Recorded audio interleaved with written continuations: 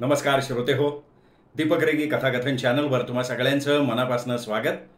श्रोते हो, आज तुम्ही ऐकणार आहात विजय कापडी सरांच्या बेंड बाजा या कथासंग्रहातली कथा. पण तत्पूर्वी तुम्ही जर आत्ता चॅनलवर पहिल्यांदा आला असाल किंवा अजूनपर्यंत चॅनल सबस्क्राईब केलेलं नसेल तर प्लीज चॅनल सबस्क्राईब करा. ऐकूयात आजची कथा. विजय कापडी लिखित चुटकी बहादर. ध्यानीमनी नसताना एखाद्या प्रश्नानं अचानक समोर येऊन आ वाचला तर तुमच्या आमच्यासारखी 99% माणसं सुरुवातीला गोंधळतात, मग बाव चळतात. एवढं झाल्यावर विचार करून डोकं पिकवतात.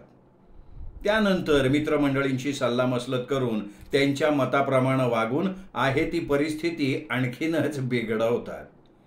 आणि अखेर आपलंच नशीब पांडू असा हताश उद्गार काढून हात चोळत बसतात. गजू नाडकर्णी मात्र यापैकी काहीच करत नाही, कारण तो 99% लोकांपैकी एक नसून उरलेल्या 1% एक आहे. तुम्ही म्हणाल, आता हा गजू नाडकर्णी आपले प्रश्न सोडवतो तरी कसे? सांगतो. गजू नाडकर्णी अशा प्रश्नप्रसंगी चुट्ट असा आवाज काढणारी चुटकी वाजवतो. आणि त्यांनी चुटकी वाजवली की लगेच त्याच्या समोरचा प्रश्न सुटतो, अक्षरशः चुटकीसारखा सुटतो. गेल्या जूनमध्ये बीकॉम पदवीचं भेंडोळं खिशात पडताच गजू नाडकर्णीनं पणजीच्या किराणा भुसार दुकानातल्या हिशोबनिसाच्या नोकरीवर लाथ मारली आणि एक सुटकेस घेऊन एका शनिवारच्या रात्री मुंबईच्या मन्या मुरकुंडेच्या खोलीचं दार ठोठावलं. त्यावेळी त्याच्यासमोर नोकरीचा प्रश्न उभा होता. थोड्या वेळानंतर मन्या मुरकुंडेशी बातचीत करून झाल्यावर त्याच्या जागेत आपल्याला जास्तीत जास्त उद्याचा एक दिवस काढता येईल हे समजल्यावर त्याच्या पुढे जागेचा प्रश्न उभा राहिला. आणि दुसऱ्या दिवशी सकाळी शुभा सबनीसच्या प्रेमात पडल्यावर तिला गटवायची कशी हा तिसरा प्रश्न उपस्थित झाला. आणि अशा रीतीनं 10-12 तासांच्या अवधीत गजू नाडकर्णीच्या पुढे 3 प्रश्न आ वासून उभे राहिले.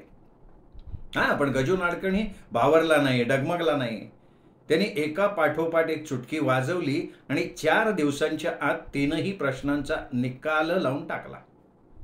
त्यांनी पहिली चुटकी वाजवली त्यावेळी शुभा सबनीस 3ऱ्या मजल्यावरच्या गॅलरीत उभी होती. म्हणजे त्याचं असं झालं की रविवारच्या सकाळी मन्या मुरकुंडेच्या 4थ्या मजल्यावरच्या गॅलरीत उभा राहून वडा सांबार खाता खाता गजूची नजर 3ऱ्या मजल्यावरच्या गॅलरीत अडकली आणि तत्क्षणी 2 बोटांच्या चिमटीत चमचा असलेल्या अवस्थेत त्यांनी चुटकी वाजवली. परिणामी त्याच्या चमच्यातला सांबारात बुडवलेला वाड्याचा तुकडा टुन्न दिशी उडाला आणि झेप घेत 3ऱ्या मजल्याच्या रोखानं निघाला आणि गॅलरीत उभ्या असलेल्या शुभा सबनीसच्या केसात जाऊन अलगद स्थिरावला. ते बघताच भयभीत झालेला मान्या गजूचा खांदा घुसळत म्हणाला, अरे बाबा आज चल, ती म्हणायची मुद्दाम टाकलंस म्हणून. मग मुद्दामच टाकलंय मी, तिने वर यावं म्हणून. गजूनं सहज उद्गार काढून खाली वाकून बघितलं. तेव्हा ना शुभा सबनीस रागेट मुद्रेनं वर बघत होती. त्या दोघांकडे बघून तिने डोळे गरागरा फिरवले आणि ती हलली. ती आता वर येणार, आपली हजामत करणार म्हणून मन्या मनोमन घाबरला. आणि घरातल्या घरात भीती वाटू लागली की आधी दार बंद करायचं या आपल्या प्रथेनुसार त्यांनी चट्ट दिशी पुढं होऊन दार बंद केलं. एवढ्यात दारावरची कडी वाजली. मन्यानं गजूकडे बघितलं. गजूनं हातानं त्याला गप्प राहा अशी खूण केली. तो गप्प राहिला. एवढ्यात पुन्हा कडी वाजली. मग बराच वेळ वाजत राहिली. त्यानंतर मात्र गजू संथ पावलं टाकत पुढं झाला आणि आलो आलो असं ओरडत त्यांनी दार उघडलं. दारात गोऱ्यापान वर्णाची, उंच बांध्याची, गोड चेहऱ्याची शुभा सबनीस उभी होती. डोक्यावर मात्र तिने केसांचा हा मनोरा उभा केलेला होता. गजू डोळे विस्फारून तिच्याकडे बघत राहिला. तीही त्याच्याकडे बघत राहिली. आणि मग एकदम भानावर येत ओरडली, सांभाळा सांभाळा सांभाळा. तिने दर्शवलेल्या दिशेकडे गजूनं बघितलं. त्याच्या हातातली बशी 45 अंशांनी कलली होती आणि बशीतला सांबार खाली गळत होता. गजूनं बशी नीट धरली आणि दृष्टी समोर रोखली. अच्छा, म्हणजे तुमच्यामुळे झालं म्हणायचं हे? ती पुटपुटली. काय काय झालं हो माझ्यामुळे? गजूनी विचारलं. पहा म्हणजे झालं. गर्दीशी स्वतःभोवती गिरकी घेत ती म्हणाली, अहो हळू की हळू, तुमचा तो टॉवर ऑफ पिसा घरंगळेल ना खाली. टॉवर ऑफ पिसा? अहो म्हणजे तुमच्या डोक्यावरचा तो टोप. तुम्ही इतक्या जोरानं गिरकी घेतली तर तो कोसळणार नाही का? हे बघा, कोसळला तर कोसळला. मला एक सांगा, हे तुम्ही मुद्दाम केलंय? काय ते? हे पुन्हा एकदा गिरकी घेत ती ठासून म्हणाली, अहो पुन्हा पुन्हा तुम्ही गिरक्या काय घेताय? त्याशिवाय तुम्ही माझ्या डोक्यावर जे टाकलं ते दिसणार कसं? हा, मी काय टाकलं बुवा? बघा की नीट डोळे उघडून. तिने पुन्हा एकदा गिरकी घेतली. अरे बापरे, तुमच्या केसात वाड्याचा तुकडा? नुसता नाही, चांगला सांबारात बुडवलेला तुकडा. कुणा नतद्रष्टानं टाकला असेल बरं? तुम्ही. तुमच्या हातातली बशीच सांगतेय. मी? हां, असेल असेल असेल. आता तुम्ही माझ्याकडे पाठ करून उभ्या राहा बरं. काय? अहो म्हणजे मी तो वाड्याचा तुकडा काढतो, रुमालानं केस पुसतो. काही नको म्हणे रुमालानं केस पुसतो. घेतल्यापासून रुमाल धुतलाय का एकदा तरी? आणि एवढं बोलून गर्र दिशी गिरकी घेत तिने तो तुकडा उडवला. तो नेमका गजूच्या शर्टाच्या खिशात पडला आणि त्यानंतर ती टप टप चपला वाजवत निघून गेली. वा, काय फटाकडी पोरगी रे. तिच्या बापाला भेटायला हवं बरं का लवकरच. गजू मन्याकडे बघत म्हणाला, बापाला? बापाला कशाला बाबा? मन्यानं गोंधळून विचारलं. अरे अशा मुलीला जन्माला घातल्याबद्दल त्याचं कौतुक करायला नको का? ए काहीतरी बरोळ नको बाबा. ती कोण आहे माहिती आहे का तुला? नाही, आता विचारणारच होतो मी तुला. तिचं नाव शुभा सबनीस, स्टेट बँकेत कामाला आहे. तिचे वडील दादासाहेब सबनीस कर्सन अँड बुबरोत मोठ्या हुद्द्यावर आहेत. ती राहते माहीमला, सारस्वत कॉलनीमध्ये. खाली मैत्रीण राहते तिची, तिच्याकडे आली असली पाहिजे ती आज. म्हण्या, हा तिच्या संबंधीचा सगळा बायोडाटा तू माझ्याकरता गोळा करून ठेवला का रे? थँक्यू म्हण्या, तू इतका उपयोगी पडशील असं वाटलं नव्हतं रे मला. आता मी निघतो माहीमला तिच्या वडिलांची भेट घ्यायला. अरे तुला काय वेडबीड लागलंय का काय? नाही नाही नाही, अरे ही माझ्या कामाची पद्धत आहे. तुला काय वाटलं त्या पोरीच्या प्रेमात पडल्यावर मी तिच्याशी ओळख वगैरे काढायला तिच्या मागोमाग पळापळी सुरू करणार? चे चे चे चे चे छोड दे यार. अरे तुला सांगतो, एकदा पोरगी पसंत पडली ना की थेट तिच्या बापाला गाठावं. त्याच्या पुढचा एखादा गहन प्रश्न चुटकीसरशी सोडवून दाखवावा आणि इम्प्रेशन पाडून चक्क पोरीला मागणी घालावी. नाही झालं काम फत्ते तर जन्मात चुटकी वाजवणार नाही मी. हा, अरे पण तू तिच्या वडिलांना भेटणार कधी? ते तुला आपल्या पुढचा प्रश्न सांगणार कधी? आणि का रे, त्यांच्या पुढचा प्रश्न सोडवायला निघालेल्या तुला रे कोणी सांगितलं त्यांच्या पुढे प्रश्न आहेच म्हणून? समज मुळात एखादा प्रश्न नसेलच तर? अरे मोठ्या हुद्द्याच्या माणसासमोर नेहमी प्रश्न उभे असतात आणि जंग पछाडलं तरी त्यांना उत्तरं सापडत नसतात, हे विसरू नको. मी जातो. हे बघ, रात्री 9 वाजेपर्यंत आलो नाही तर खुशाल समज की मी दादासाहेबांच्या घरी मुक्काम ठोकलाय. ठीक 5:30 वाजता गजू नाडकर्णी माहीमच्या सारस्वत कॉलनी समोर उभा राहिला. 15 मिनिटात त्यांनी दादासाहेबांचं घर बघून ठेवलं. दादासाहेबांचं दुरून दर्शन घेतलं आणि त्यांची प्रत्यक्ष भेट घेण्यासाठी कुठलं निमित्त शोधायचं या विचारात असताना दादासाहेब सबनीस कॉलनीच्या दर्शनी दरवाज्यातून बाहेर पडतायत आणि त्यांच्याबरोबर त्यांच्याच वयाचे एक गृहस्थ आहेत हे गजूनं पाहिलं. त्यांची पाठ वळताच गजूचे पाय हल्ले आणि त्यांनी ठराविक अंतर ठेवून दादासाहेबांचा पाठलाग सुरू केला. दादर चौपाटीच्या कठाड्यावर दादासाहेब आणि त्यांचे स्नेही बसले. 2-1 मिनिटांनंतर गजू त्यांच्या शेजारी जाऊन बसला. कान टवकारून ऐकायला लागला आणि दादासाहेबांच्या पहिल्याच उद्गारावर तो मनातल्या मनात मोठ्या समाधानानं हसला. काय सांगू तुम्हाला भाऊराव, मी सगळ्या दृष्टीनं तसा सुखी हो, पण दादासाहेब सांगत होते. पण काय? भाऊरावांनी विचारलं. इकडे गजूनं कानात प्राण आणले. आमच्या घरातला तो माजलेला बैल पाहिला ना तुम्ही? माजलेला बैल म्हणजे काय बुवा? मी समजलो नाही. अहो तो नाण्या. नाण्या? हा हा हा हा, म्हणजे तुम्ही माझी ज्यांच्याशी नानासाहेब म्हणून ओळख करून दिली ते? बोडक्याचा नानासाहेब. नाण्या म्हणा नाण्या, 7.5 साला. अहो पण ते तुमच्या नात्यातले आहेत ना? कसलं बोडक्याचं नातं? माझ्या बायकोच्या सर्वात धाकट्या आत्याचा नवरा आहे हा नाण्या. हो पण म्हणजे जवळजवळ तुमचा आत्ते सासराच की. आता आत्ते सासरा आहे काय नातं झालं का? गेली 4 वर्ष आमच्याकडे मुक्काम आहे त्याचा. आज जाईल, उद्या टळेल, परवा उलथेल, असं करता करता 4 वर्ष उलटली आता. पण ते तुमच्याकडे आले कसे? बायकोचा गाढवपणा माझ्या. हा नाण्या आफ्रिकेतून मुंबईला आला तेव्हा बायकोला वाटलं याच्याजवळ गडगंज संपत्ती आहे. त्या काळच्या कथा कादंबऱ्या सिनेमा नाटकात असले गडगंज संपत्तीवाले आफ्रिकेहून आलेले काका मामा बोकाळलेले होते ना. गाढवपणा केला आणि त्याला घरात घेतला. पुढे वर्षभरातच कळलं की आम्हाला प्रसन्न झालेला हा नानासाहेब उर्फ नाण्या कफल्लक आहे. काय म्हणता? एकदम कफल्लक?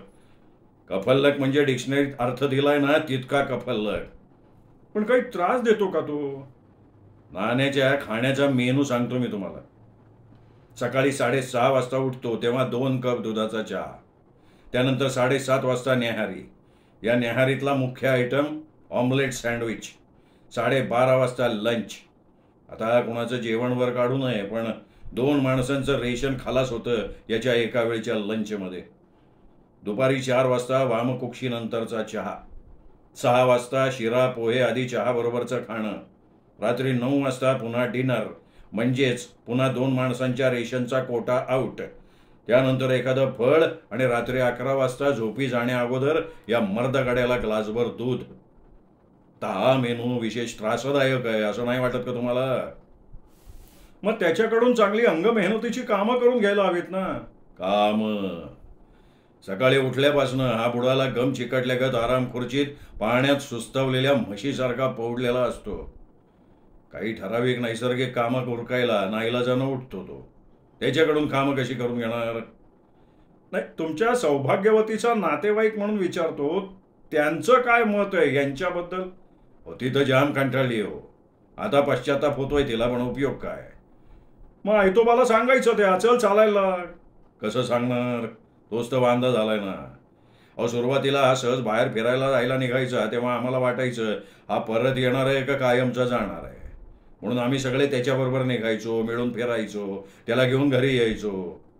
आता त्याला कुठल्या तोंडानं सांगायचं जा म्हणून? नाही खडसावून सांगावं त्याला, निघ म्हणावं. खडसावून काय सांगणार हो?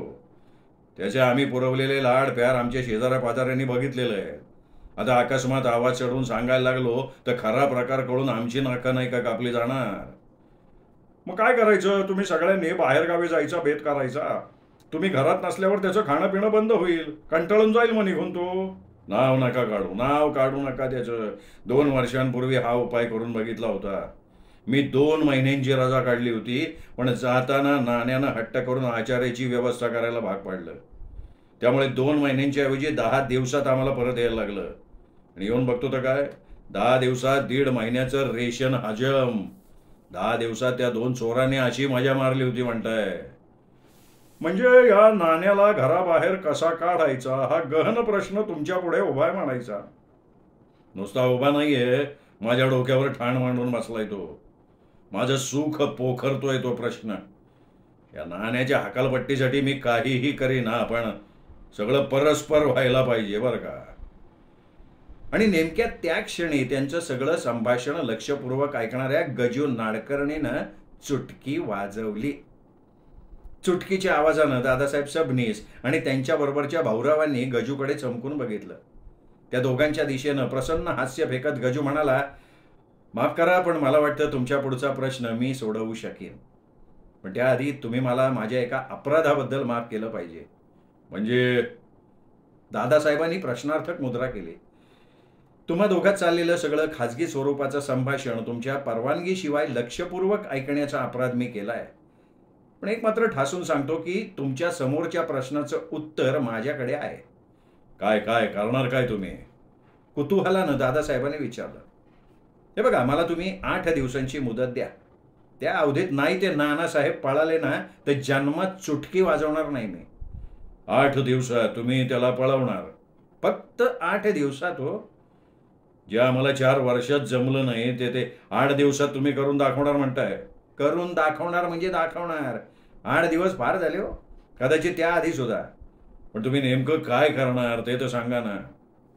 नाही, ते आत्ताच्या आत्ता नाही सांगता येणार. मग कधी सांगता येईल? त्यासाठी मला तुमच्याकडे 8 दिवस राहावं लागेल. बस का? म्हणजे तुम्ही सुद्धा आमच्याकडे येऊन राहणार का? हे बघा, नानासाहेबांना हकलणं हा काही पार्ट टाइम जॉब नाही होऊ शकत. तो फुल टाइम जॉब आहे. हे 4 वर्षाच्या अनुभवावरनं तुम्हाला पटलं असणारच आहे. आणि त्यासाठी म्हणून मला तुमच्याकडे 8 दिवस राहावं लागेल. दादासाहेब, हा जर एवढं म्हणतोय तर करून बघायला काय हरकत आहे म्हणतो मी. भाऊरावांनी विचारलं त्यांना. ठीक आहे, विचारांती दादासाहेब म्हणाले. सगळे उपाय करून थकलोय, आता तुमचा उपाय राहून गेला असं नको व्हायला. पण तुमचा मुक्काम फक्त 8च दिवस असेल. 9व्या दिवशी मी तुम्हाला बाहेर काढेन. हां, पण तुम्ही कधीपासून येणार? हो, शुभस्य शीघ्रम. मी ह्या क्षणापासून रुजू होतोय. मग त्याआधी सुरुवातीचा सगळा प्लॅन आपल्याला आखायला लागेल. आधी एक सांगा, आता मी तुमच्याबरोबर घरात शिरताच त्या नानासाहेबांनी, नानासाहेब म्हणू नका होते हरामखोर नाण्याला. ठीक आहे, नाण्यानं विचारलं की मी कोण आहे तर काय उत्तर द्याल? हां, नाही असं चाचरू नका, गोंधळू नका. अशानं सगळा प्लॅन आपला उंफस होईल. आता मी जे सांगतोय ते नीट ऐका. मी तुमच्याबरोबर आज शिरताच हमखास विचारल्या जाणाऱ्या या प्रश्नाचं उत्तर ठणकावून द्या. म्हणा, हा गजू नाडकर्णी माझ्या ऑफिसमधल्या माझ्या बॉसचा मुलगा. हां, काय म्हणताय काय? दादासाहेब उडाले आणि अर्ध्या पाऊण तासात नानासाहेबांना हाकलण्यासंबंधीच्या कारस्थानाच्या सगळ्या आउटलाईन तयार झाल्या. सगळ्या संभाव्य प्रश्नांची उत्तरं गजूनं दादासाहेबांकडनं पाठ करून घेतली आणि शेवटी म्हणाला, आता यातलं कुणाला काही सांगू नका. हां, चला निघायचं. आणि मग ठीक 9:30च्या ठोक्याला दादासाहेबांबरोबर गजू नाडकर्णी त्यांच्या घरात शिरला. हा कोण आहे? आराम खुर्चीत पहुडलेल्या नानासाहेबांनी गजूकडे पाहत दादासाहेबांना विचारलं. हा गजू नाडकर्णी. हा 8 दिवस राहणार आहे तो आपल्याकडे. दादासाहेबांनी गजूकडे कौतुकानं बघत उत्तर दिलं आणि मग नानाच्या कानाशी जात ते गजूनं पडवून ठेवलेल्या हलक्या स्वरात म्हणाले, आमच्या बॉसचा मुलगा आहे हा. बॉस त्याची जबाबदारी माझ्यावर सोपवून स्वतःच्या बायकोबरोबर काश्मीरमध्ये गेलाय. याला इथे खुश ठेवलं पाहिजे. मला पुढचं प्रमोशन देणं न देणं आता त्यांच्या हातात आहे. आणि गजूकडे बघत आजीजीच्या सुरात ते म्हणाले, गजू बाळ, अरे तू उभा का? बस न रे, घर तुझंच आहे असं समजणं बेटा. नेमक्या त्या क्षणी स्वयंपाकघराच्या दारातनं शुभा गजूकडे बघत होती. शुभाच्या मागे आई उभ्या होत्या. त्या सरशी पडदिशी उठून हात जोडत गजू स्मितहास्य करत म्हणाला, तुम्हाला कुठेतरी पाहिल्यासारखं वाटतंय? असो, माझं नाव गजू नाडकर्णी. अगं, आमच्या बॉसचा मुलगा, दादासाहेबांनी सांगितलं. आणि मग बॉसच्या मुलाचं आदरातिथ्य करण्यासाठी त्या दोघी निघाल्या. गजूनं नानाकडे बघितलं. ज्याचा काटा काढायचा तो नाना 50च्या आतबाहेरच्या वयाचा, फुगऱ्या गालाचा, चपट्या नाकाचा, टक्कलवाला काळा आसामी होता. नानाच्या डोळ्यात मात्र बेरकी भाव मुरलेला दिसत होता. गजूनं टेहळणी सुरू केली. नानाच्या पुढ्यातल्या टिपायावर बशी होती आणि बशीत सिडलेस द्राक्षांचा घोस होता. गजूनं झटकन निर्णय घेतला. पटकन पुढे झाला, द्राक्षाचा घोस उचलला आणि नानाकडे बघून खेकसलेल्या सुरात, धिक्कार मनसाहीनाची लांब लचक ताण मारून द्राक्ष खायला सुरुवात केली. डोळ्यांच्या कोपऱ्यातनं त्यांनी नानाकडे बघितलं. डोळे विस्फारून नाना त्याच्याकडे बघत होता. नानाच्या डोळ्यातनं अंगार सांडायला लागला. तिकडे सोयीस्कररित्या दुर्लक्ष करत गजूनं द्राक्ष मटकावली. रिकामी बशी नानाच्या पुढ्यात ठेवत तो म्हणाला, थँक्यू. हं. एवढ्यात दादासाहेब नानाच्या कानात कुजबुजले, पोरगं थोडंसं मोडी आहे, थोडं विक्षिप्त आहे, बॉसचं पोरगं आहे, सांभाळून घ्यायला पाहिजे नाही का. जेवण झाल्यावर झोपायला जाताना गजूनं दादासाहेबांची हलक्या आवाजात गुप्तगू केलं आणि विचारलं, एखादं म्युझिकल इन्स्ट्रुमेंट आहे का तुमच्याकडे? Musical instrument? मी समजलो नाही. दादासाहेब गोंधळले. अहो, म्हणजे पेटी, तबला, बासरी किंवा अगदीच काही नसलं तर सतार सुद्धा चालेल. नाही आहे, पण अरे हां थांबा, माझ्याकडे एक बिगुल आहे. बिगुल माळ्यावर असेल, उद्या दिला तर चालेल? अजिबात नाही चालणार. शुभस्य शीघ्रम. आत्ताच्या आत्ता बिगुल खाली काढा, कुणाच्या नकळत माझ्या हवाली करा. पण तुम्ही त्याचं करणार आहात काय? तुम्ही द्या हो खरं. आणि मग रात्रीच्या 10 वाजता दादासाहेब माळ्यावर चढले. त्यांनी तो बिगुल काढला, गजूच्या हवाली केला आणि पुटपुटले, गंजलंय थोडंसं, चांगलं नाही वाजणार ते. नाही चांगलं वाजायला नकोच आहे आपल्याला ते. असं म्हणत गजूने ते बिगुल आपल्या शर्टाच्या आत लपवलं आणि तो आपल्या बिछाण्यावर येऊन पडला. हॉलमधल्या अंधुकच्या प्रकाशात त्यांनी बघितलं, नाना पलंगावर मच्छरदाणी लावून झोपला होता. गजूचं अंथरूण जमिनीवर होतं खाली.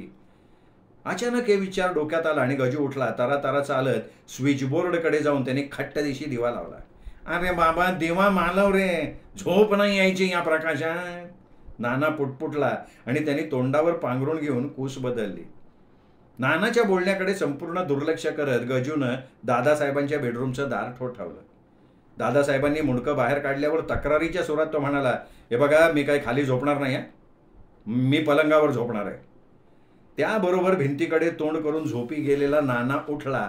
मच्छरदाणीतनं डोकं बाहेर काढून दात ओठ खात गजूकडे पाहायला लागला. पण गजू शांत उभा होता. दादासाहेब मग धावत नानाकडे गेले. हलक्या आवाजात म्हणाले, नानासाहेब कृपा करा, 6-7 दिवस तर ही पिढा इथं राहणार आहे, तेवढी थोडी कळ काढावं, होऊ द्या त्याच्या मनासारखं, कारण काही झालं तरी तो माझ्या बॉसचा मुलगा आहे हो. नाना उठला, खाली घातलेल्या अंथरुणावर पसरला. गजू मच्छरदाणीत शिरला. अरे आता दिवा घालाव की, नाना खेकसलेल्या सुरात म्हणाला. थोडंसं वाचन करतो, त्याचं काय आहे, रात्री 2 पानं वाचल्याशिवाय मला झोप येत नाही हो. आणि मग गजू मच्छरदाणीतून डोकं बाहेर काढून मासिकाची पानं उलटायला लागला. सवय मोडल्यामुळे इकडे नानाला झोप येईना. गजूचं वाचन आत्ता संपेल मग संपेल असं करत बऱ्याच वेळानंतर मनातल्या मनात गजूला शिव्यांची लाखोली वाहत नाना उठला. उभं राहून गजूकडे पाहायला लागला. मासिक गजूच्या छातीवर पडलं होतं आणि गजू घोरायला लागला होता. नानानं मग करा दात चावले आणि तो दिवा मालवायला निघाला. दिवा मालवून नाना माघारी आपल्या अंथरुणाच्या दिशेनं वळला. खाली वाकून हात फिरवून नानानं अंदाज घेतला तर त्याला जमिनीचा थंडगार स्पर्श झाला. आपण अंथरुणाकडे नेमके पोचलो नसणार म्हणून तो गुडघ्यानं रांगत आणखीन 4 पावलं पुढे गेला. त्याने पुन्हा हात फिरवला तो पुन्हा जमिनीचा थंडगार स्पर्श. या गौड बंगालाला आता काय म्हणावं म्हणून तो उठला. अंदाजानं सरकत स्विचबोर्डपर्यंत गेला. बटण ओढलं, दिवा लावला आणि बघतो तर काय, जमिनीवर त्याचं अंथरूण नव्हतंच. डोळे ताणून त्यांनी पुन्हा बघितलं. 2 मिनिटापूर्वी जमिनीवर व्यवस्थित पसरलेलं त्याचं अंथरूण कोपऱ्यात गुंडाळून ठेवलेल्या अवस्थेत होतं.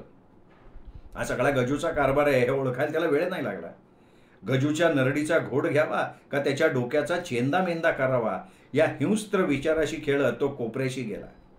अंथरुणाची वळकटी त्यांनी मध्यभागी आणली आणि तो अंथरूण घालायला लागला. तेवढ्यात, नानासाहेब झोपा की, आणखी सकाळ व्हायला बराच अवधी अजून, अंथरूण कशाला गुंडाळून ठेवताय, हे गजूचे उद्गार त्याच्या कानावर आले. नानानी मग डोळे गारागारा फिरवत त्याच्याकडे बघितलं. तेवढ्यात पांघरून डोक्यावर घेत गजू म्हणाला, दिवा मालवा की बुवा, आता दिव्याच्या भगभगीत प्रकाशात झोप नाही लागत हो. मुकाट्यानं नाना उठला. दिवा मालवल्यावर तो अंथरुणावर येऊन पडला. कित्येक वर्षानंतरच्या त्या अतिश्रमानं अंथरुणाला पाठ टेकताच नानाला झोप लागली आणि कोणाच्या तरी किंकाळीनं तो दचकून जागा झाला. पलंगाच्या दिशेनं बघायला लागला.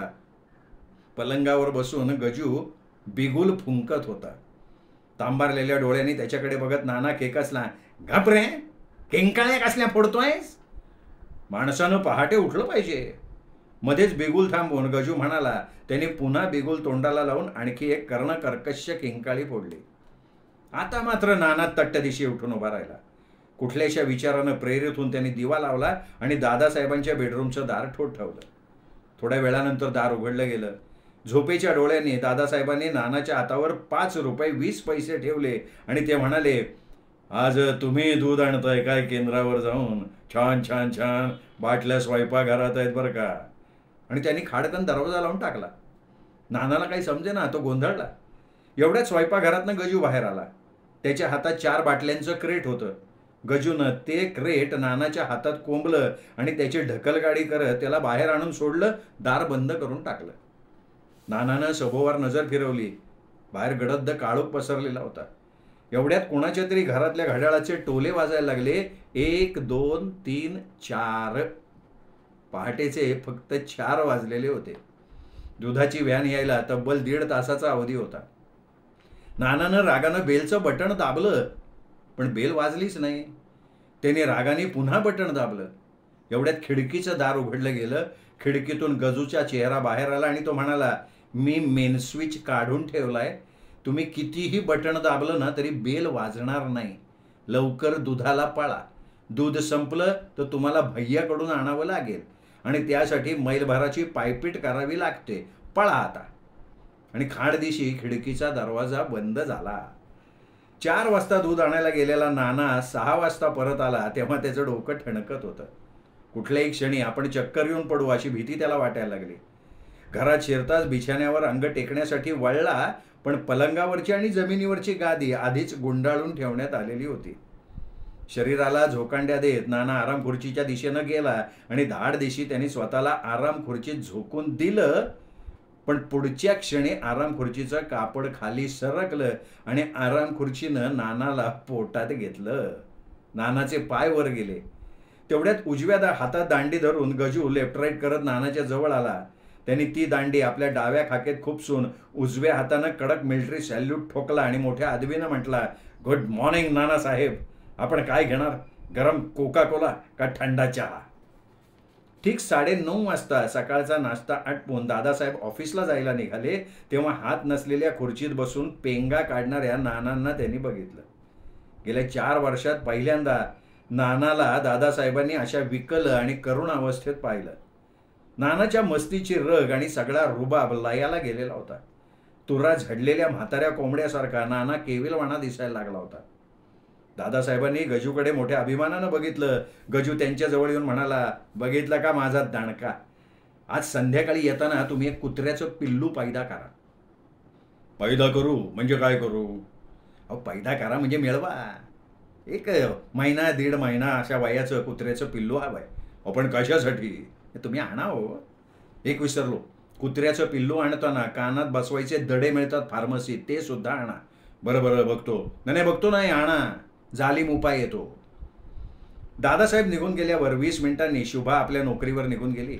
जाता जाता तिच्याशी प्रेमार्द्र कटाक्षांची देवघेव करायला काही गजू विसरला नाही. आधीच ठरल्याप्रमाणे थोड्या वेळानंतर माई सुद्धा बाहेर निघून गेल्या. सबंध घरात नाना आणि गजू तेवढे राहिले. त्यानंतर गजूनं दारी खरवडली, आंघोळ उरकली.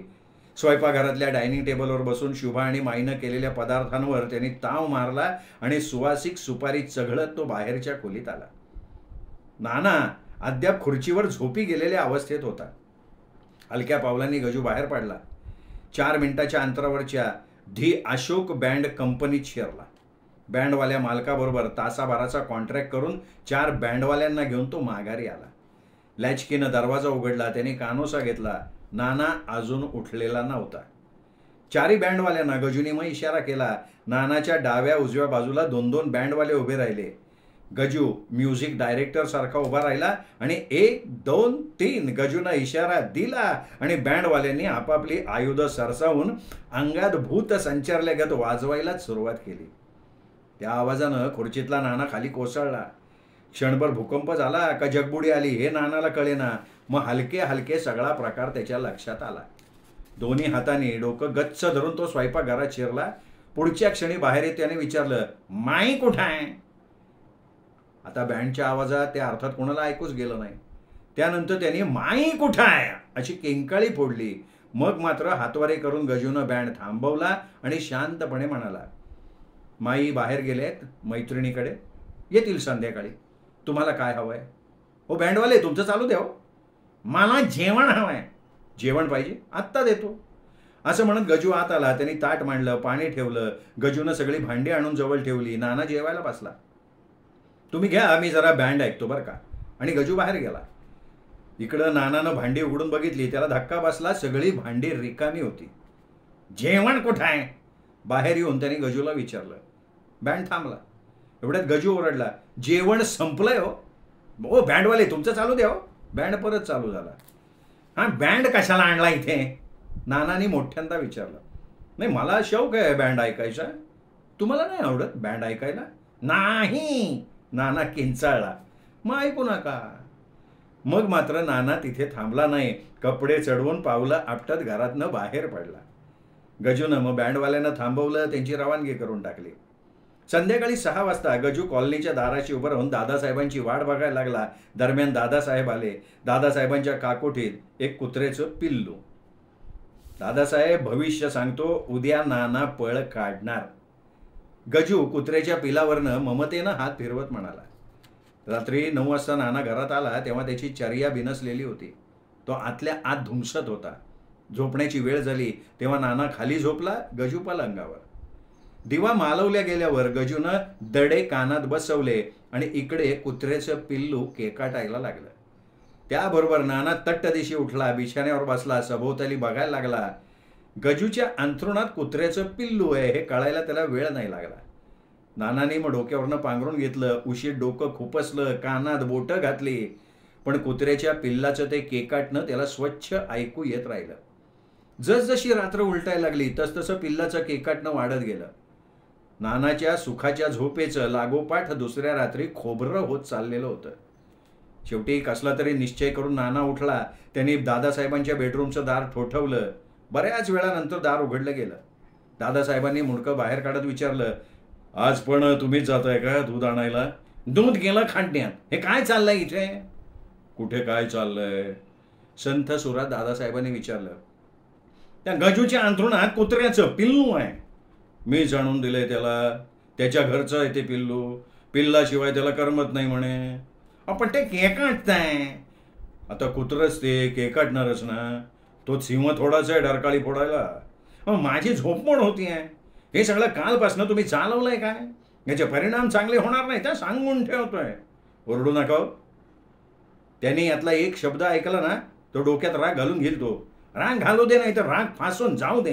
काहीतरी बरोबर नका. बॉसचा मुलगा आहे तो. प्रमोशनमध्ये काही घोटाळा झाला तर मी तुम्हाला त्याच्याबद्दल जबाबदार धरीन, लक्षात ठेवा. एवढं बोलून दादासाहेबांनी दार बंद करून टाकलं. नाना गादीवर आडवा झाला. सबंध रात्रभर नाना जागा होता. शेवटी पहाटे पहाटे त्याचा किंचित लागला डोळा किंवा नाही लागला असेल. गजाचं बिगुल वाजलं. पाठोपाठ शब्द आले, नानासाहेब उठा, दूध आणायला जायचंय ना. त्याबरोबर नानाने किंकाळीच फोडली. धावत जाऊन त्यांनी दादासाहेबांना उठवलं. रागारागानं विचारलं, दादासाहेब तुम्ही ह्या कार्ट्याला आवरताय का नाही? दादासाहेब मला हा माणूस कार्टा म्हणाला, लक्षात ठेवा तुम्ही. बघा नाना, मी तुम्हाला माझी अडचण सांगितली. बॉसचा पोरगा आहे हो. ठीक आहे, मग आम्हा दोघांपैकी तुम्हाला एकाची निवड करावी लागेल. म्हणजे? दादासाहेबांनी मोठ्या आशेनं विचारलं. म्हणजे या घरात एक तर तो राहील, नाही तर मी तरी राहीन. काय तो निर्णय लवकर घ्या. मी आत्ताच्या आत्ता निघून जाऊ शकतो. नाना निर्वाणीच्या सुरात बोलला आणि नानाच्या तोंडचे ते शब्द ऐकून दादासाहेबांना हर्षवायू व्हायचा बाकी राहिला. आनंदाची फुटणारी उकळी प्रयासानं दाबून ते म्हणाले, माझी अडचण मी कितीतरी वेळा तुम्हाला बोलून दाखवली आहे. या उपर तुमची मर्जी. नानानं कपडे चढवले, पायात चपला अडकवल्या आणि दादासाहेबाकडे तिरस्कारानं बघत म्हणाला, जातो मी. हे कार्ट 8 दिवसांनी परत गेल्यानंतरच येईन आता मी. आणि मग ताड ताड पावलं टाकत नाना घरातनं बाहेर पडला. बाहेरच्या काळोखात अदृश्य झाला. दादासाहेबांनी टुण्ण दिशी एक उडी मारली आणि धावत जाऊन दार बंद करून टाकलं आणि त्याच वेगानं धावत येऊन गजूला मिठी मारली. गजूच्या गळ्यात गळा घालून ते आनंदानं ओक्साबोक्शी रडायला लागले. Gaju Nadkarni, you are great great great great great. अरे बोलल्याप्रमाणे करून दाखवणारा तू पहिलाच बर का. आपण उपयोग काय? मी 8 दिवसांनी गेल्यावर नाना परत येणार म्हणाले. गजू संथ सुरात म्हणाला, नाही तू आता जायचंच नाही येत ना. पट्टदिशी दादासाहेब बोलून गेले. म्हणजे काय? हे बघ, म्हणजे आमच्या कर्सन अँड बुब्रोत सध्या मॅनेजमेंट ट्रेनीज मागवणार आहेत. त्यात तुला जागा मिळवून देतो आणि तुझी हरकत नसेल आमच्या शुभाचा हात आम्ही तुझ्या हातात देतो. हे सगळं असंच होणार याची पूर्ण खात्री असलेल्या गजूनं समोर बघितलं. बेडरूमच्या दारात माईच्या पाठीमागं उभी असलेली शुभा ओठांचा चंबू करून कौतुक मिश्रित आनंदानं चुटकी बहादर गजूकडे बघत होती. आणि नेमक्या त्याच क्षणी गजूनं चुट्ट असा आवाज करणारी चुटकी वाजवली. शुभाच्या ओठाच्या चंबूला दादासाहेब आणि माई यांच्या नकळत कसं सामोरं जायचं हा त्याच्या पुढचा प्रश्न होता. आता श्रोते हो, ही होती विजय कापडी सरांच्या बेंड बाजा या कथासंग्रहातली कथा चुटकी बहादर. कथा तुम्हाला आवडली असेल, व्हिडिओ लाईक करा, मित्रपरिवारात नातेवाईकात शेअर करा. आणि हो, माझ्या वतीने त्या सगळ्यांना दीपक रेगे कथाकथन चॅनल सबस्क्राईब करण्याची विनंती करा. त्यातल्या काही जणांनी चॅनल जॉईन केला, म्हणजे चॅनलचं सभासदत्व घेतलं, तर त्यांनाही वेगवेगळ्या प्रकारच्या कथा ज्या फक्त मेंबर्ससाठी असतात त्या ऐकण्याचा आनंद मिळू शकतो. तर त्यांना ती विनंती करा.